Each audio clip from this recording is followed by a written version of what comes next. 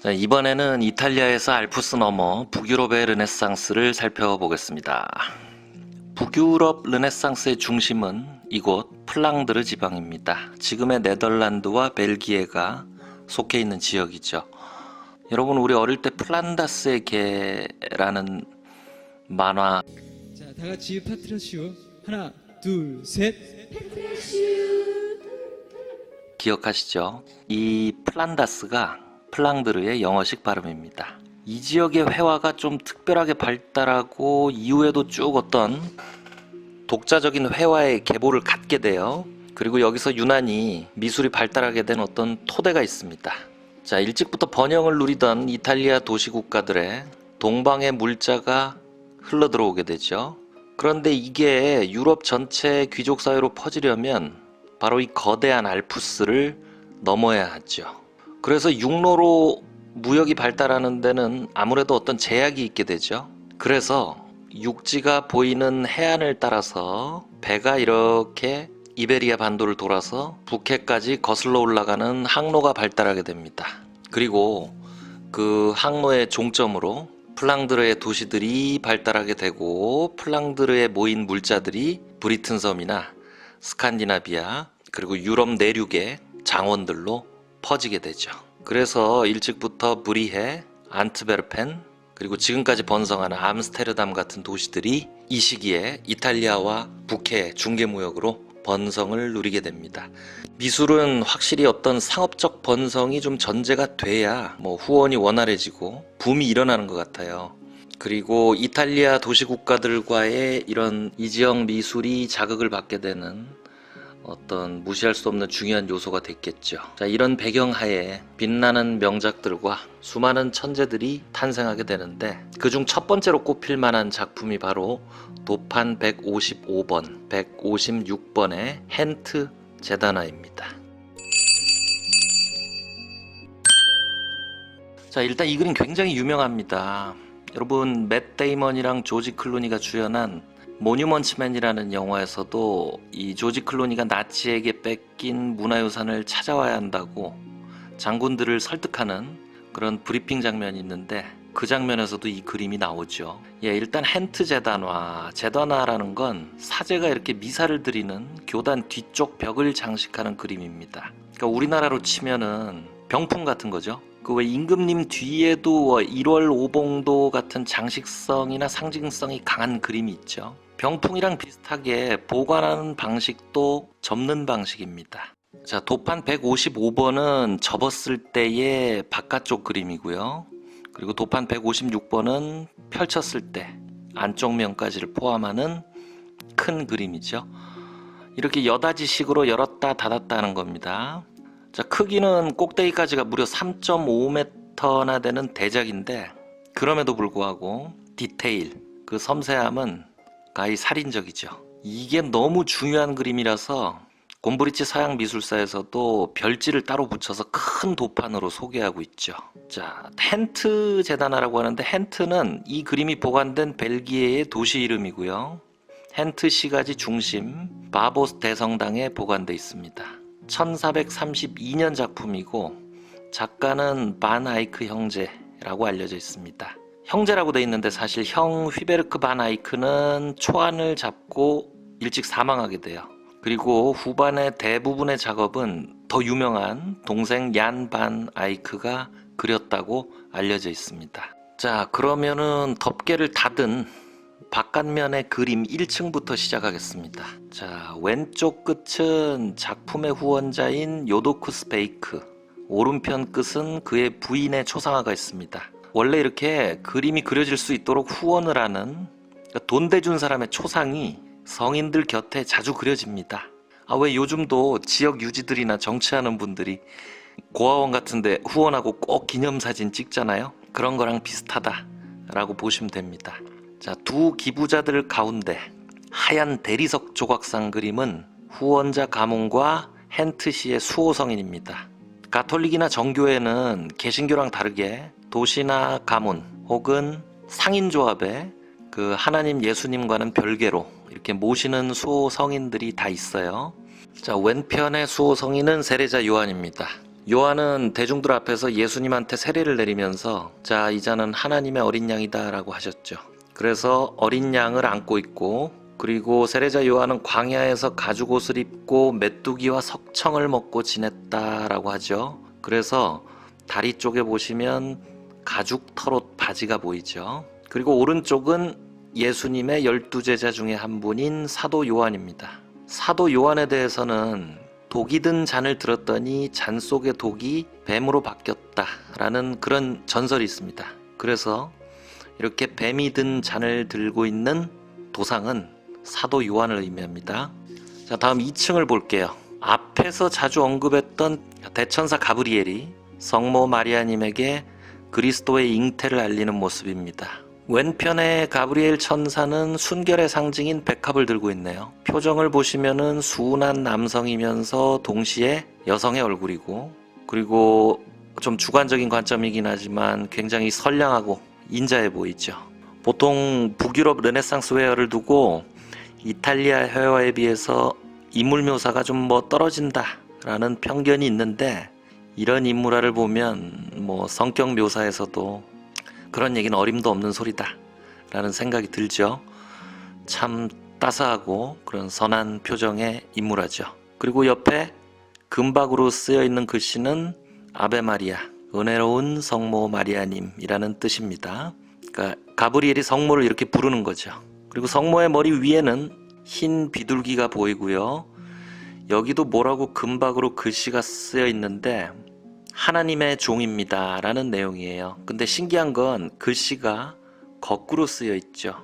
왜냐하면 나는 하나님의 종입니다 라는 이 말은 하늘을 향해 하는 말이잖아요. 그러니까 하늘에서 내려다보면서 읽어야 한다 라는 의미겠죠. 그래서 글씨가 거꾸로 쓰여 있습니다. 다음, 가운데 두 폭, 가브리엘과 마리아 사이의 공간은 이 전체 제단화에서 유일하게 인물이 없는 공간입니다. 하지만 인물이 없다고 절대 건성으로 처리되진 않았습니다. 중앙 왼편의 그림은 창밖의 풍경이 보이는데요. 아주 이렇게 세세하게 길거리를 지나다니는 사람들의 모습까지 정확히 묘사되어 있죠. 그리고 이게 이제 당시 플랑드르 지방의 거리의 풍경이 아닐까라고 추정해 볼 수 있죠. 그리고 오른편에는 순결을 상징하는 물건들이 이렇게 쭉 걸려 있습니다. 자, 다음은 꼭대기 3층부에 있는 그림들입니다. 자, 상단의 좌측과 우측 끝에는 메시아가 오실 걸 예언한 구약의 예언자 스가야와 미가가 있고, 그리고 가운데 부분에는 역시 메시아의 재림을 예언한, 성경상에는 없어요, 전설의 이교도 무녀인 에리트레아와 그리고 쿠마이가 있습니다.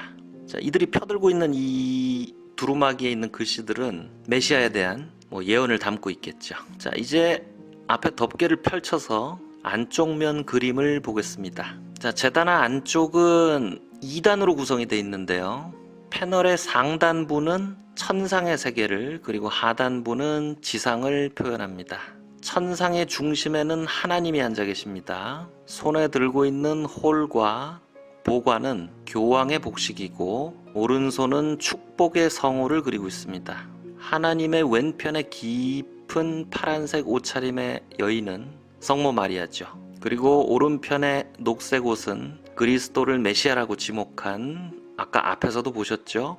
세례자 요한입니다. 아무래도 천상의 가운데 있는 하나님과 성모를 가장 좀 정성스럽게 그렸겠죠. 그래서 진짜 이 주요 인물들이 쓰고 있는 보관이나 옷 장식은 어마무시한 그런 꼼꼼함, 디테일을 보여주고 있습니다. 자, 두 성인의 바깥쪽에서 서 있는 군상, 이 여럿의 인물들은 천사입니다. 그런데 날개가 없네요. 오늘날하고는 좀 약간 다르죠. 왼편에 성모님 왼쪽에 있는 천사들은 노래를 하고 있어요. 근데 표정을 보면 굉장히 재밌습니다. 앞쪽에 이분들은 저음 파트고 뒤에 분들은 고음 파트인가 봐요. 앞쪽 분들은 이렇게 턱을 접고 노래를 부르고 있고, 뒤에 분들은 고개를 들고 노래를 부르고 있죠. 굉장히 현실적인 표현이죠. 그리고 언뜻 지나갈 수 있는데 이 탁자의 조각도 보면 용을 때려잡는 게오르그 성인이나 아니면 날개가 있으니까 미카엘 천사일 수도 있겠네요. 바나이크의 그림은 구석구석 의미 없는 부분들이 없어요. 그리고 오른편 천사들은 악기를 연주하고 있습니다.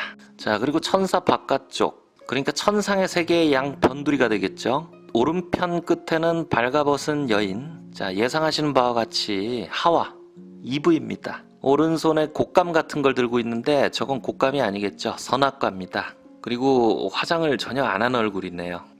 그리고 어떤 여신 같은 그런 아름다움을 기대하셨다면 뭐 그렇지는 않네요. 예, 대신 굉장히 현실적인 인간의 모습이라고 할 수 있겠네요. 그리고 왼편은 당연히 아담입니다. 자, 팔뚝에 붉어진 이 심줄을 보십시오. 그리고 가슴에 털 엄청나죠? 예, 아니 털이 엄청나다는 게 아니라 디테일이 엄청나죠. 그리고 저는 이 부분이 굉장히 인상적이에요. 이 발가락을 보시면 앞발가락이 살짝 들려 있습니다. 그러니까 발을 앞으로 살짝 내딛었을 때 발이 완전히 땅에 닿기 직전인 모습이죠. 자, 이런 표현이 이제 그림이 어떤 2차원의 한계를 극복하고 생기를 획득하게 하는 그런 화가의 천부적인 기량에서 비롯되는 거라고 할 수 있죠. 자, 여기서 잠깐 16세기 세상에서 제일 유명한 어떤 다른 아담과 잠깐 비교해보고 넘어가겠습니다.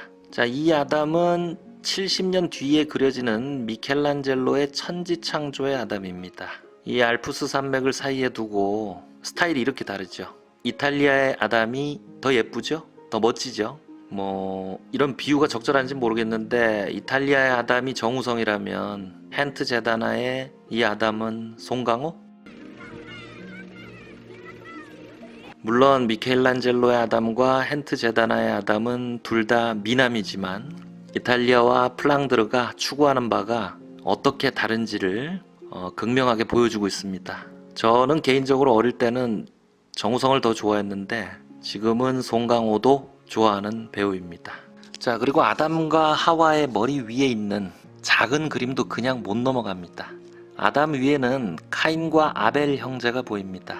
카인이 형이고 아벨이 동생입니다. 창세기에 따르면 농부인 카인과 목동인 아벨이 하나님에게 제물을 바치는데 하나님이 아벨의 제물만 거두시죠. 질투심에 불탄 카인이 동생 아벨을 죽이고 카인은 저주받습니다.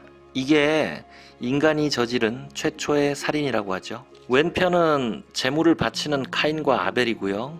그리고 오른편 하와의 머리 위에 있는 그림은 카인이 아벨을 살해하는 장면입니다. 그래서 이 천상의 세계 양쪽 끝에 있는 아담과 이브 그리고 카인과 아벨의 모습은 인간이 태어날 때부터 갖고 있는 원죄를 상징하게 되죠. 자, 이제 아래 지상의 세계로 가볼게요. 자, 패널 하단부 아래쪽 왼편의 두 폭은 그리스도의 현명한 판관들과 기사들입니다. 어디로 가고 있죠? 참고로 제일 왼편에 있는 패널은 1937년에 도난을 당했어요. 그리고 훔쳐간 사람이 말 안 하고 죽었대요. 그래서 지금 있는 건 복제품이라고 하네요. 그리고 오른쪽 끝에 빨간 옷의 키 큰 남자는 순례자들의 수호성인인 크리스토폴과 그리고 그를 따르는 순례자들입니다. 자, 여기서 잠깐 앞에 11장에서 보셨던 베리 공작의 기도서와 비교해 볼 구석이 있습니다. 자, 베리 공작의 기도서, 그러니까 앞 시대에는 배경 처리가 어떤 일정한 패턴을 찍어낸 듯하죠. 단조로운 데 비해서 이 헨트 제단화의 배경 처리를 보십시오. 바위와 하늘과 나무들이 훨씬 사실적이죠. 아직까지 풍경화의 단계까지는 오지 않았지만 어떤 풍경을 처리하는, 그 배경을 처리하는 데 이렇게 공을 들였다는 점은 회화사적으로 의미 있는 변화라고 볼 수 있죠. 자, 이제 이들이 몰려가는 가운데 있는 가장 큰 패널의 그림을 보겠습니다. 자, 제단에 양이 한 마리 놓여 있는데 이건 인간의 모든 죄를 대신 жил머지고 제물이 되었다는 예수 그리스도를 상징합니다. 요한복음에 보시면은 세상 죄를 지고 가는 하나님의 어린 양이라는 구절이 있습니다. 유대인들은 속죄양이라는 개념이 있어요. 그러니까 1년 동안 지은 모든 죄를 양 한 마리한테 이렇게 다 전가해서 그 양을 광야로 쫓아내는데 그리스도의 희생은 어떤 그 양의 희생에 비견되죠. 흔히. 그리고 이 양을 뺑 둘러싼 천사들의 모습을 보시면 구체적으로 다 하나하나 의미가 있습니다. 우선 십자가를 들고 있는 천사가 보이죠. 그리스도의 머리에 씌어 있던 가시관을 든 천사도 있습니다. 그 옆에 창을 들고 있는 천사가 보이는데 이 창은 십자가에 못 박힌 그리스도의 옆구리를 찔렀던 로마 병사의 창이겠죠. 그리고 오른편 이 파란 옷을 입은 천사는 그리스도를 매질했던 채찍을 들고 있고요. 앞에는 예수께서 묶여있던 기둥이 있습니다. 심지어는 이 흰옷 입은 천사는 못을 들고 있네요. 십자가에 그리스도를 못 박았던 그 못이겠죠. 그리고 양은 희생제물이기 때문에 피를 흘리고 있습니다. 그 피가 성배에 담기고 있죠. 양의 머리 위에는 밝은 빛과 함께 성령을 상징하는 비둘기가 보이네요. 양이 놓여있는 제단에서 바로 수직으로 아래쪽에는 분수대가 있어요. 이 분수대는 물을 의미합니다. 성서에는 이런 대목이 있습니다. 그분께서 바로 물과 피를 통해서 세상에 오신 예수 그리스도이십니다. 물만이 아니라 물과 피로써 오신 것입니다. 이것을 증언하는 분은 성령입니다. 곧 성령은 진리이십니다. 그래서 증언하는 것이 셋입니다. 성령과 물과 피인데 이 셋은 하나로 모아집니다.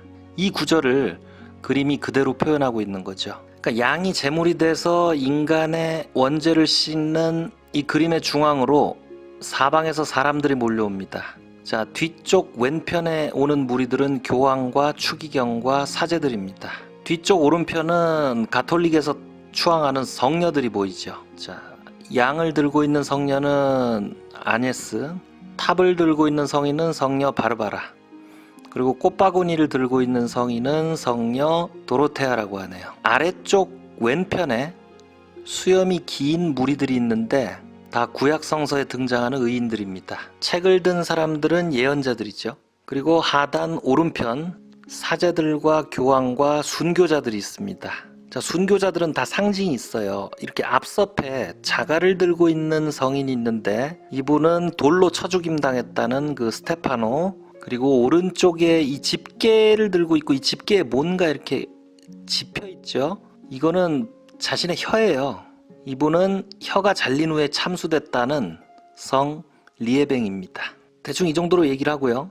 결론을 내리자면 전체적으로 이 그림은 하나님에게서 시작된 세상이 원죄로 물들고 그리고 그리스도의 희생으로 속죄의 길이 열린다 라는 그런 메시지를 펼쳐 보이는 거죠. 자, 미인 방명이라는 말이 있습니다. 그림도 운명이 미인하고 좀 비슷해요. 이 그림이 600년 동안 엄청난 순환을 당합니다. 종교개혁 때는 막 조각조각 쪼개지고 여기저기 흩어졌죠. 그리고 막 어설픈 화가들이 복원을 하겠다고 덧칠을 여러 번 하고요. 그리고 나폴레옹하고 히틀러한테 한 번씩 도난당한 적도 있었죠. 하여튼 13번이나 도난을 당하고 지금 이렇게 기적같이 제자리로 돌아와 있습니다. 자, 반 에이크는 이런 정교한 그림을 그리기 위해서 본인의 실력에만 의존하지는 않았습니다. 굉장히 기술적인 연구에도 몰두했는데 그 결과 우리가 지금 그림을 그릴 때 가장 널리 쓰는 그 유화물감이라는 걸 개발하게 되죠. 그 이전에는 색깔이 있는 알료를 계란에다가 타서 그걸로 그렸어요. 근데 계란은 금방 굳잖아요. 그걸 템페라라고 하는데 이 바나이크는 알료를 이제 기름에 개서 그리는 방식을 처음으로 시도한 사람입니다. 여러분, 미술이라는 건 생각보다 뭘로 그리냐 그리고 또 어떤 기술로 그리냐가 굉장히 중요하거든요. 예. 그런 의미에서 프랑드르 회화는 많은 천재들을 배출한 이상으로 이런 기술적인 진보도 같이 수반했죠. 자, 다음 그림 역시 얀 반 에이크의 아주 600년 동안 미스테리에 쌓여있는 명작입니다. 자, 아르놀피니의 약혼, 아르놀피니 부부의 결혼이라고 이렇게 흔히 알려져 있는 그림이죠. 최근에는 이게 결혼 서약을 하는 장면이 아니다라는 연구 결과가 꽤 설득력을 얻고 있어요. 그래서 이 그림을 전시하고 있는 내셔널 갤러리에서 아르놀피의 약혼이라는 그 제목을 떼고 그냥 아르놀피 부부의 초상이라고 바꿔 부르고 있다고 해요. 자, 그러면 이 그림의 그 살인적인 유명한 세부 묘사를 한번 들여다보겠습니다. 이 왼편에 서 있는 남자가 바로 푸틴 닮았죠? 이 근엄한 얼굴에. 이 사람이 푸틴이 아니라 그 이탈리아와 당시 그 비단을 거래하면서 큰 포목상이 된 아르놀핀입니다. 자, 오른손을 들고 뭔가를 서약하는 것 같죠? 그리고 왼손은 부인의 오른손을 받쳐 잡고 있습니다. 옷은 이게 모피코트래요. 그리고 부인인 듯한 이 여자는 굉장히 순하고 수줍은 표정입니다. 자, 임신한 것 같이 이렇게 배가 불러 보이는데, 이때 부유층 여자들은 부를 과시하려고 일부러 쓸데없이 옷을 질질 끌리게 이렇게 비싼 옷감을 잔뜩 떼다가 옷을 만들었대요. 그래서 그 치마를 앞섭을 둘둘 감아서 이렇게 불룩하게 들고 다녔다고 합니다. 그래서 이게 임신한 모습이라고 확신할 수는 없다고 하네요. 자, 왼쪽 창으로 빛이 들어오는데, 자, 저 창밖에 있는 과실나무는 체리나무라고 하네요. 그럼 저기 열매가 있으면 이거는 여름이래요. 근데 이 남자 왜 모피코트를 입고 있을까요? 이유는 간단합니다. 자기가 부자라는 걸 과시하기 위해서 제일 비싼 옷을 꺼내 입고 모델로 선 거죠. 그리고 창틀과 탁자에는 오렌지가 막 굴러다닙니다. 프랑드르 지방은 오렌지가 안 나요. 그래서 오렌지는 당시에 굉장히 비싼 과일이었는데 그런 게 이렇게 막 굴러다닐 정도로 역시 부자라는 의미죠. 그리고 앞에 굴러다니는 이 나막신은 남자의 신발이고요. 뒤에 빨간 신발은 여자의 신발이래요. 그럼 신을 벗고 있다는 건 뭔가 신성한 의식을 수행하고 있다라는 뜻이랍니다. 이런 정황 때문에 이 그림이 당연히 결혼 서약이다라고 여겨졌었죠. 자, 강아지는 충성스럽습니다. 그래서 이 강아지는 부부의 신뢰를 상징하고요. 그리고 천장에 있는 샹글리에는 하나의 초만 켜져 있는데 이거는 하나님이 보고 계시다는 뜻이랍니다. 아니 정확히 얘기하면 그런 뜻이 될 수도 있는 거죠. 자, 계속하겠습니다. 이 유리 묵주는 신앙과 순결을 상징하고 벽에 걸려있는 먼지털이는 여자가 살림 열심히 하라는 뜻이래요. 이 당시는 여성들에게 그게 미덕이었으니까요. 그리고 유명한 이 거울, 화면 한가운데 있는 이 거울이요. 이 거울 바깥쪽 동그란 유리 장식 있죠. 요게 엄지손톱만한데 여기에는 예수의 일생의 중요한 10가지 장면이 묘사되어 있고요. 그리고 이 볼록 거울 가운데는 부부의 뒷모습이 보이죠. 그리고 이 두 주인공을 바라보고 있는, 그러니까 화면에는 있지 않은 두 인물이 비쳐 보입니다. 이 중 한 인물은 그림을 그리고 있는 얀 반 아이크 자신이 확실합니다. 왜냐하면 이 위에 쓰여 있는 글씨가 얀 반 아이크가 여기 있었다. 1434년이라고 분명히 그걸 밝히고 있기 때문이죠. 자, 이런 근거를 토대로 아까도 말씀드렸다시피 20세기 어떤 유명한 도상학자였던 파노프스키는 1934년 이건 결혼 장면이고 그림 자체가 일종의 결혼 증명서 같은 기능을 했을 거다라고 결론을 내립니다. 이런 결론은 좀 신선한 면이 있습니다. 왜냐하면 회화의 기능이 어떤 증명서 같은 기능을 수행한다 라는 아이디어 자체가 대단하잖아요.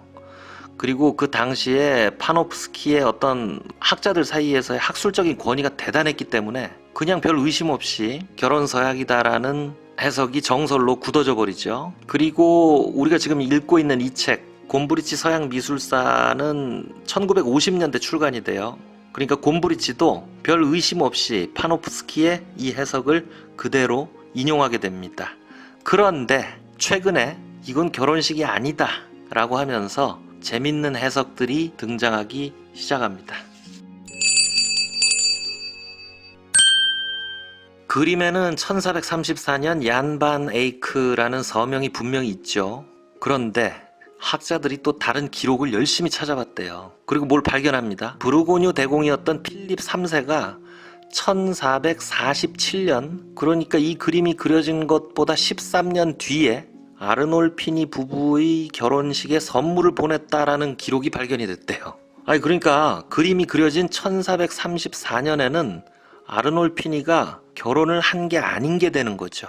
그러면 이 그림은 뭐냐? 이제 어떤 대안 해석이 나옵니다. 자, 그동안 알고 있는 아르놀피니 외에 동명이인의 사촌 아르놀피니가 있다는 기록이 발견이 됐어요. 그런데 그 아르놀피니의 아내 트렌다라는 여자가 1434년, 그러니까 이 그림이 그려진 그 해에 죽었대요. 그러니까 이런 해석이 나오죠. 이 그림은 그 부유한 포목상이었던 아르놀피니의 사촌 아르놀피니가 일찍 죽은 부인을 애도하기 위해서 그린 그림이라는 해석이죠. 자, 이런 전제하에 다시 이제 그림 구석구석을 들여다봅니다.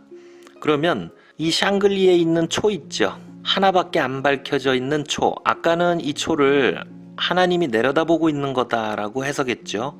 그런데 이 초가 가만히 보면 남자 쪽에 하나만 밝혀져 있어요. 그리고 여자 쪽 샹글리에 머리 위에는 초가 타담한 자국이 있습니다. 그러니까 남자는 살아있으니까 초가 밝혀져 있는 거고, 이 여자는 망자, 죽은 이이기 때문에 꺼진 초가 있다는 해석이 가능해지죠. 그리고 발밑에 있는 강아지 있죠. 이 당시에는 죽은 귀부인의 발밑에 강아지 조각 같은 걸 놓는 그런 풍속이 있었답니다. 그러면 이 강아지도 이 부인이 이미 죽은 트렌다라는 그런 해석과 연결이 될 수 있죠. 자, 이게 결혼 서약인지 죽은 부인을 애도하는 건지 뭐 정확히 알 수 없습니다. 뭐가 맞는지 저는 확신할 수 없네요. 그런데 원래 명작은 이렇습니다. 좋은 그림은 긴 세월 이렇게 풍부한 이야기들을 줄줄 끌고 다니기 마련입니다. 좋은 그림은 후대에 이렇게 풍부한 상상의 소재가 되고, 뭐 그렇게 태어난 갑론을박들이 이 그림하고 하나로 묶여서 작품의 의미를 더 풍성하게 하는 거죠. 자, 어쨌든 이 그림에서 논한 이런 상징들, 자, 오렌지가 뭘 상징하고 깃털이 뭘 상징하고 거울이 뭘 상징하고 하는 이런 것들이요, 그 소재들의 의미, 이 도상들은 사실 성경을 소재로 한 신성한 성화에서나 볼 수 있었던 것들이에요. 장사꾼 초상화 같은데 이런 식의 해석이 적용되는 일은 이전에는 없었죠. 이제 성스러운 것들을 그릴 때 보였던 화가들의 어떤 진지한 태도가 현실 세계를 그릴 때도 그대로 옮겨온 겁니다. 곰브리지는 그래서 이 그림을 이렇게 평합니다. 현실 세계의 단순한 구석이 마술처럼 갑자기 화면 위에 정착되었다. 자, 12장의 타이틀은 현실성의 정복입니다. 이제 미술가들은 하늘을 섬기는 데만 몰두하던 태도에서 벗어나 이렇게 지상의 것들을 재현하는 방법들을 하나씩 완성해 가고 있었던 겁니다.